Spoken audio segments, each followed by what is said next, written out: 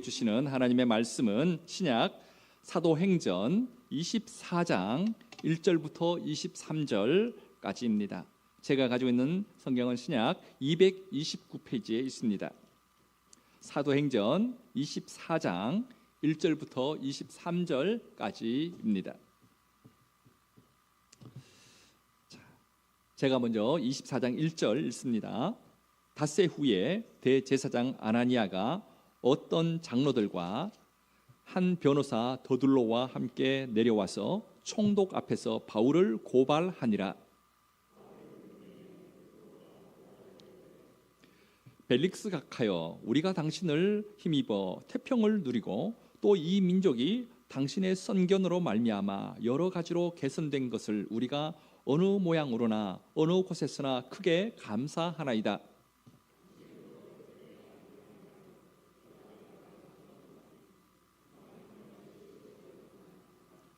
우리가 보니 이 사람은 전염병 같은 자라, 천하에 흩어진 유대인을 다 소유하게 하는 자요, 나사렛 이단의 우두머리라.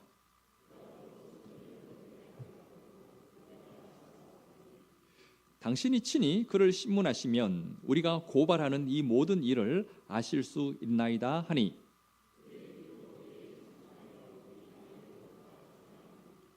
총독이 바울에게 머리로 표시하여 말하라 하니 그가 대답하되, 당신이 여러 해 전부터 이 민족의 재판장 된 것을 내가 알고 내 사건에 대하여 기꺼이 변명하나이다.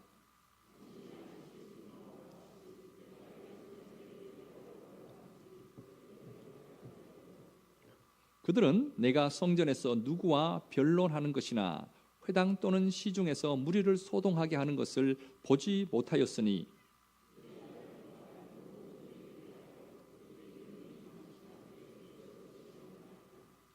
그러나 이것을 당신께 고백하리이다. 나는 그들이 이단이라 하는 도를 따라 조상의 하나님을 섬기고 율법과 선지자들의 글에 기록된 것을 다 믿으며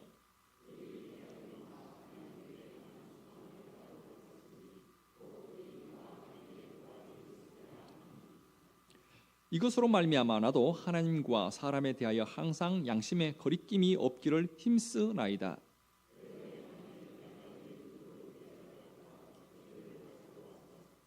드리는 중에 내가 결례를 행하였고 모임도 없고 소동도 없이 성전에 있는 것을 그들이 보았나이다. 그러나 아시아로부터 온 어떤 유대인들이 있었으니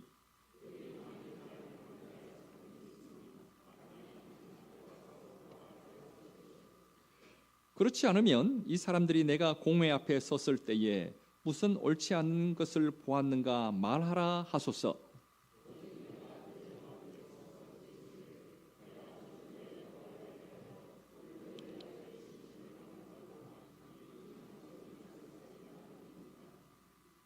벨릭스가 이 도에 관한 것을 더 자세히 아는 고로 연기하여 이르되, 천부장 루시아가 내려오거든 너희 일을 처결하리라 하고 백부장에게 명하여 바울을 지키되 자유를 주고 그의 친구들이 그를 돌보아 주는 것을 금하지 말라 하니라. 아멘. 사랑하는 여러분, 여러분이 성경을 읽으시다가 이 사람 같으면 정말 억울하겠다, 내가 이 사람이라면 억울해서 못 살 것 같을 건데 이 사람 그래도 하나님 의지하면서 잘 살아가네 하고 생각한 인물 혹시 있으십니까? 내가 보기에 너무너무 억울한 일을 많이 당한 사람, 저는 이 말씀 준비하면서 딱 한 사람이 생각났습니다. 요셉입니다. 여러분, 요셉이 어떤 억울한 일을 당했습니까? 첫 번째, 그는 자기 형들에게 어떻게 되었어요? 팔려갔지요. 형들에게 팔려간 것이 아니라 형들이 자기를 돈을 받고 여러 이방 나라의 종으로 팔아버렸습니다. 여러분, 이 형들은요 동네 형들이 아닙니다. 피를 나눈 친형들입니다. 그 형들이 돈을 받고 자기 동생인 요셉을 이집트로 팔아 넘겨버린 겁니다. 얼마나 억울할까요? 자기 친형들이 자기를 팔아버렸는데, 그렇게 울부짖으면서 살려달라고 했는데 그것 그냥 봐주지 않고 팔아넘겼어요. 자, 그런데 이게 다가 아닙니다. 이집트 왕의 친위대장 집에서 이제 종살이를 하고 있는데, 글쎄 친위대장의 부인이 음흉한 눈으로 이 요셉을 보기 시작했습니다. 어느 한날 종들을 다 보내고 난 다음에 집에 요셉과 이 친위대장 부인이 둘만 있을 때 이 친위대장 여인이 요셉에게 다가왔습니다. 그리고 유혹했습니다. 아예 덮치려고 그냥 붙잡았습니다. 요셉이 이러면 안 된다고 뿌리치고 도망갔습니다. 아니, 그런데 도망가고 보니까 이 여자가 요셉을 고발했습니다. 요셉이 자기를 겁탈하려 했다라고 고발한 겁니다. 그래서 요셉은 감옥에 갇혀요. 여러분 같으면 어떨까요? 억울하지 않겠습니까? 열받습니까? 우리 장로님만 열받고 여러분들은 별로 그냥 괜찮을 그건 아니죠. 예, 정말 힘들었을 것 같아요. 그런데 여기서 그의 고난은 그치지 않습니다. 감옥 안에서 만난 이집트 왕의 술을 담당하는 높은 관리의 꿈을 요셉이 해몽해 주었습니다. 그 해몽대로 사흘 만에 그 사람이 복직되었습니다. 그래서 요셉은 그 관리가 감옥에서 나갈 때 그를 붙잡고 이야기합니다. 나는 참 억울합니다. 여차 사실은 이렇습니다. 저의 억울함을 풀어주십시오. 진실을 밝혀주십시오 하고 감옥에서 나가는 높은 관리에게 그렇게 부탁을 합니다. 그 관리가 그렇게 하겠다고 대답을 하고 나갔는데 그냥 깜빡 잊어버린 겁니다. 이 관리가요. 그래서 억울하게 2년 동안 더 감옥에 갇혀 있었습니다. 참 억울하겠죠. 오늘 우리가 함께 읽은 이 본문 말씀에도 요셉처럼 억울하게 고소당한 사람이 나옵니다. 그가 누굽니까? 사도 바울입니다. 오늘도 바울 이야기는 계속됩니다. 바울을 죽이기 전에는 먹지도 마시지도 않겠다라고 결심한 바울 암살단이 조직되었죠. 40여 명이나 되는 이 바울 암살단이 조직되었다 하는 말을 들은 이 로마의 천부장은 로마 시민권이 있는 바울에게 만약 어떤 일이 생기면 그 모든 책임은 자기가 져야 할 것으로 그렇게 판단합니다. 그래서 밤 9시에 아무도 모르게 로마 군병 470명을 동원해서 바울을 로마 총독이 있는 가이사랴로 보내죠. 자, 이제 바울은 가이사랴에 안전하게 도착했습니다. 이 일이 있은 지 5일 후에 예루살렘에 있던 한 무리가 가이사랴로 옵니다. 그들이 누굴까요? 오늘 본문 1절 말씀을 한번 같이 보겠습니다. 그들이 누군지 나옵니다. 같이 읽습니다.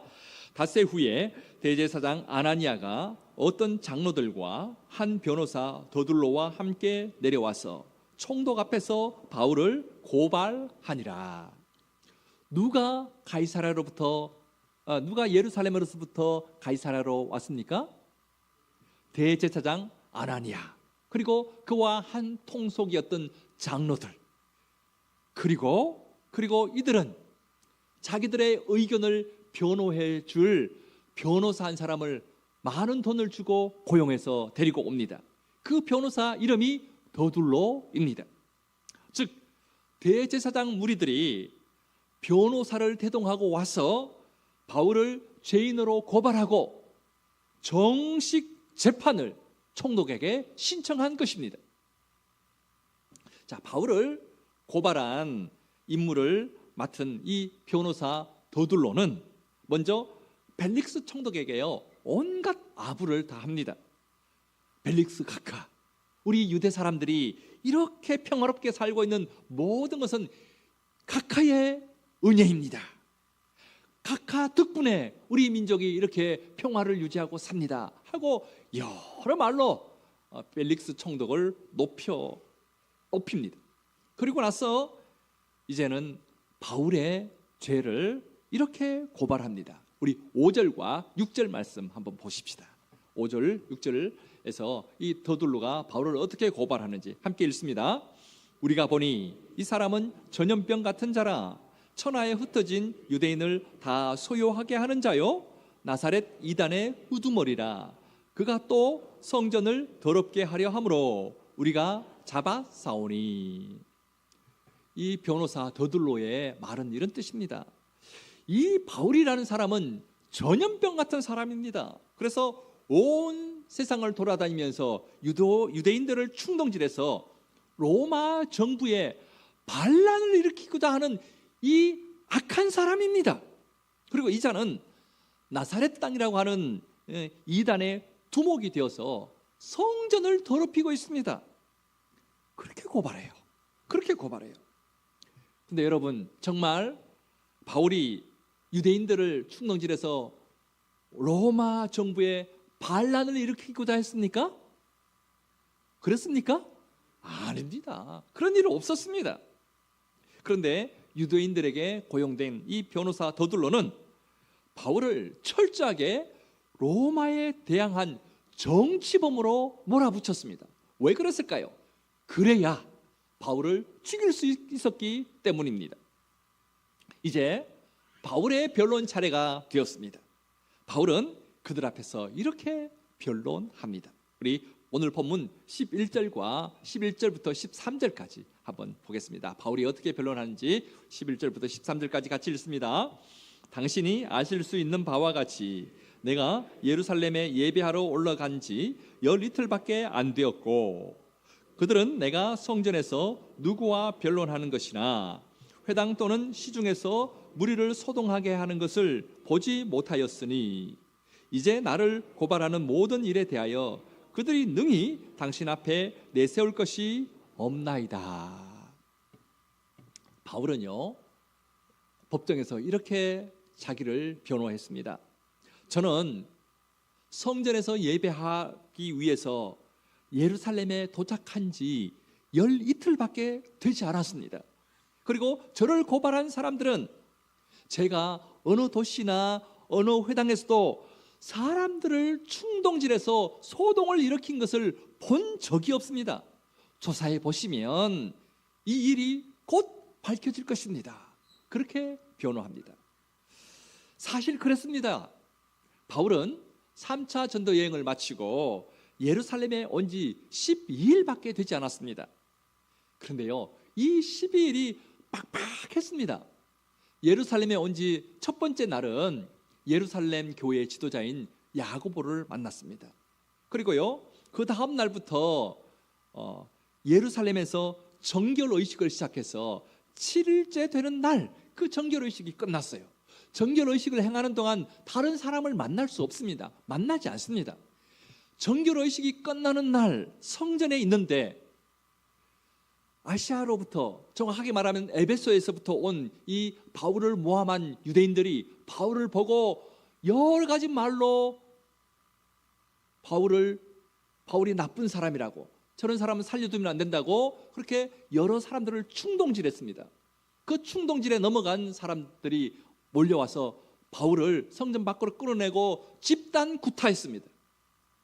그런데 그것을 보고 어떤 큰 소동이 일어난 줄로 알고 예루살렘 치안의 책임자인 천부장이 와서 바울을 구해내서 로마 군대가 머무는 병영 안에 그를 감옥에 가두었습니다. 병영 안에 있는 그 감옥에 말이죠.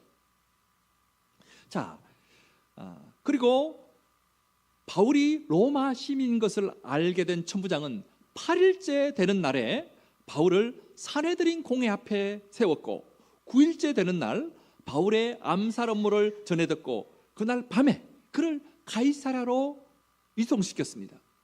그 다음 날인 10일째 되는 날 가이사랴에 도착한 바울은 바로 가이사랴에 있는 감옥에 구금당했습니다. 그래서 예루살렘에 온 지 13일째 되는 이 날에 바울은 로마 총독이 판결하는 이 법정에 서게 된 것입니다. 여러분, 이렇게 12일 동안 숨가쁘게 여러 가지 일들이 진행되었어요. 거의 대부분은, 거의 앞부분의 절반은 정결의식 행한다고 사람들을 만날 수 없었고, 정결의식이 끝나자마자 유대인들에게 집단 구타를 당했고, 그리고 그때부터 로마 천부장이 그를 유대인들에게서부터 구해내서 로마 군인들이 머무는 감옥 안에 지금까지 계속 있었습니다. 가이사라로 이동된 이후에도 그 가이사라에 있는 감옥석에 있었어요. 바울이 유대인들을 모아서 충동질을 해서 로마에 대항할 수 있는 그런 겨를이 전혀 없었습니다. 이것을 바울이 법정에서 하나하나 이야기한 것입니다. 변호사 더둘로가 하나하나 다 바울을 고발한 거기가 다 거짓말인 것이 밝혀졌습니다. 이어서 바울은 자기의 신앙도 당당하게 밝힙니다. 그는 14절과 15절에서 그의 신앙을 이렇게 말합니다. 우리 14절과 15절도 한 목소리로 같이 읽습니다. 그러나 이것을 당신께 고발하리이다. 나는 그들이 이단이라 하는 도를 따라 조상의 하나님을 섬기고 율법과 선지자들의 글에 기록된 것을 다 믿으며 그들이 기다리는 바 하나님께 향한 소망을 나도 가졌으니 곧 의인과 악인의 부활이 있으리라 함이니이다. 바울은 이렇게 말합니다. 저는 이 사람들이 이단이라고 부르는 그 구원의 도를 믿고 있습니다. 그리고 그 도를 따라 우리 조상들의 하나님을 섬기고 있습니다.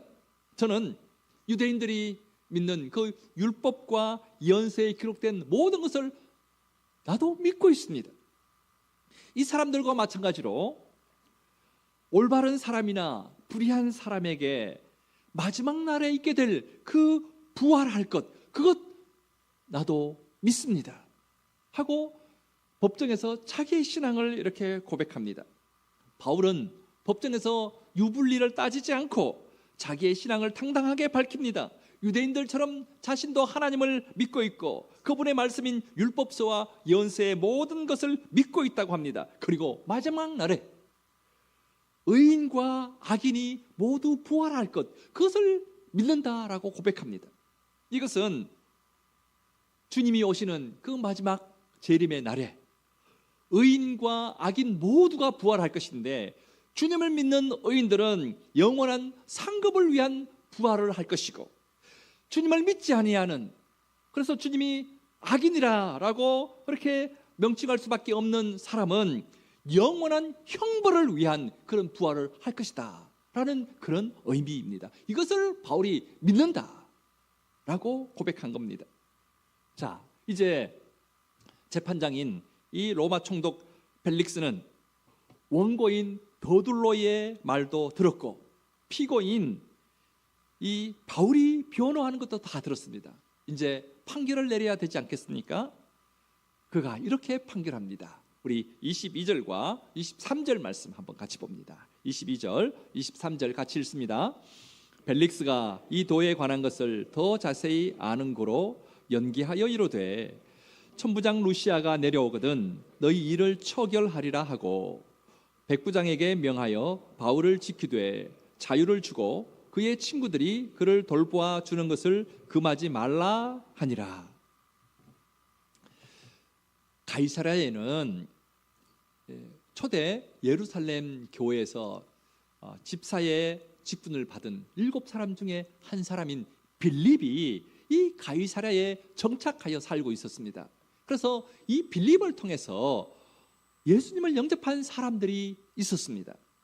그래서 벨릭스 총독은요, 이 그리스도 교회에 대해서 잘 알고 있었습니다. 실제로 이 벨릭스 총독의 아내인 드루실라가 유대 여인이기도 했습니다. 그래서 벨릭스 총독은요, 대제사장의 무리들이 고발한 것은 단지 이들의 종교 안에서 믿음의 차이일 뿐, 바울이 로마 제국을 반대하거나 뒤엎기 위해서 소동을 일으킨 것이 아니라고 하는 것을 잘 알고 있었습니다. 이미 예루살렘의 치안 담당자인 천부장이 루시아죠. 루시아가 편지를 써서 바울이 죄가 없다라는 것을 이 총독에게 보낸 적도 있습니다. 그러나 벨릭스는 그 자리에서 바울에게 무죄라고 선고하지 않습니다. 그 대신 예루살렘에 있는 천부장 루시아가 오면 바울에 대한 선고를 내리겠다, 그렇게 말해요. 그리고 바울을 다시 이 가이사랴에 있는 감옥에 가둡니다. 그러면서 어느 정도 자유는 줘요. 그러니까 바울의 지인들이 마음대로 바울을 와서 만나고, 그리고 바울을 돌볼 수 있게 그런 자유는 주었다 하는 거지. 사도 바울은 그를 고발한 대제사장 무리와 그들에 의해서 고용된 이 변호사 더둘로가 반박할 수 없을 정도로 완벽하게 진실을 밝혀냈습니다. 그러나 바울이 밝힌 진실은요, 받아들여지지 않았습니다. 총독 벨릭스는 바울의 변론이 진실이라는 것을 알고도 의도적으로 묵살했습니다. 그래서 바울은 2년 동안이나 가이사랴에 있는 감옥에 갇혀 있어야 했습니다. 하지만 바울은요, 억울해하거나 절망하지 않았습니다. 왜 그렇습니까? 하나님께서 이 진실을 알고 계시기 때문입니다. 하나님께서 진실을 알고 계시는 한, 이 세상 사람 아무도 모른다 할지라도 바울은 상관이 없었습니다. 이미 그의 모든 삶을 주님께 내어드린 사람이었기 때문입니다. 자, 그렇다면 하나님은 이 진실을 그냥 마냥 덮어두었을까요? 아닙니다. 아닙니다. 하나님은 의사이자 역사가인 누가를 통해서 바울의 진실을 당신의 말씀인 이 사도행전에 기록하게 하셨습니다. 그래서 지난 2000년 동안 이 말씀을 보는 사람들이라면 사도 바울의 진실이 드러나게 그렇게 만드셨습니다. 사랑하는 여러분, 혹시 저와 여러분이 여러분의 진심과 진실이 오해되고 또는 묵살되어서 속상한 적이 있었습니까? 너무 억울해서 가슴을 치고 잠을 이루지 못한 적이 있었습니까? 살다 보면, 어쩌다 보면 그런 일이 없으면 좋겠지만 우리는 그런 일을 겪기도 합니다. 이 자리에 있는 분들 중에서도 그런 일들을 겪은 사람이 있을지도 모릅니다. 저 역시 마찬가지입니다. 저 역시 저의 진심이 잘못 알려지기도 하고 아직 저를 오해하고 있는 사람이 있을지도 모르겠습니다. 그러나 여러분, 우리 억울해하지 마십시다. 그 진실을 누가 알고 계십니까? 하나님이 알고 계십니다. 하나님이 알고 계십니다. 전지전능하신 하나님이 언젠가는 반드시 그 진실을 만천하에 다 드러내실 것입니다. 저는 서두에서 억울하게 감옥에 갇힌 요셉 이야기를 했습니다. 여러분, 요셉이 그렇게 감옥에 갇혀서 평생 감옥에 있다가 그래서 거기서 세상을 떠났습니까? 아니죠. 아니죠. 왕의 술 담당 관리가 풀려난 지 2년이 지나서 하나님의 때가 되자 하나님은 요셉의 억울함을 다 풀어주십니다. 단순히 억울함을 풀어주는데 그치지 않고 요셉이 상상도 못하던 대제국 이집트의 총리가 되어서 오랫동안 계속 이어지는 기근 때문에 모든 사람들이 굶어 죽어야 하는 그 위기에서 이집트에 사는 사람들 뿐만 아니라 이집트 주위에 사는 여러 나라 사람들을 다 살려내는 그런 일을 요셉이 하게 됩니다. 여러분, 이 일을 누가 해주셨습니까? 요셉이 스스로 만들었습니까? 아닙니다. 하나님이 그렇게 해주셨습니다. 이처럼 우리 인생의 승부는 사람들 앞에서 판가름 나는 것이 아닙니다. 하나님 앞에서 어떻게 살았는가 하는 것으로 우리 인생은 판가름 납니다. 1972년 5월 미국 대통령 선거를 앞두고 미국의 수도 워싱턴 DC에 있는 워터게이트 건물에 도둑이 들었습니다. 그런데 알고 보니까 현 대통령인 닉슨 대통령의 재선을 위해서 반대당인 민주당 본부에 도청 잔치를 달려고 한 것이었습니다. 자, 이것이 소위 미국 정치사에서 유명한 워터게이트 사건입니다. 그 다음 해인 1973년 3월 21일에 닉슨 대통령의 보좌관 10여 명은 워터게이트 사건을 은폐하기 위한 음모를 꾸몄습니다. 이들은 미국에서 명성을 날리던 인류 변호사들이었습니다. 엘리트 중에 엘리트였습니다.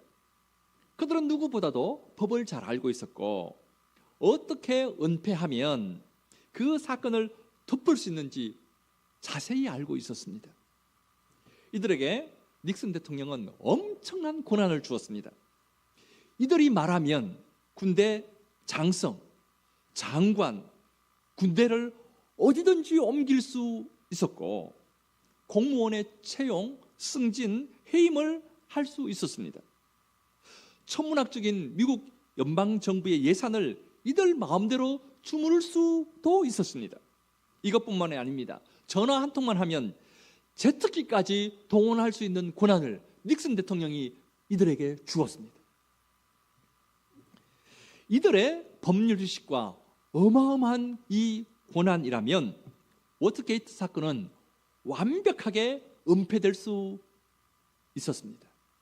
하지만 이 사건을 위한 특별검사가 임명되고 얼마 지나지 않는 1973년 4월 8일에 모든 음모는 들통나고 말았습니다.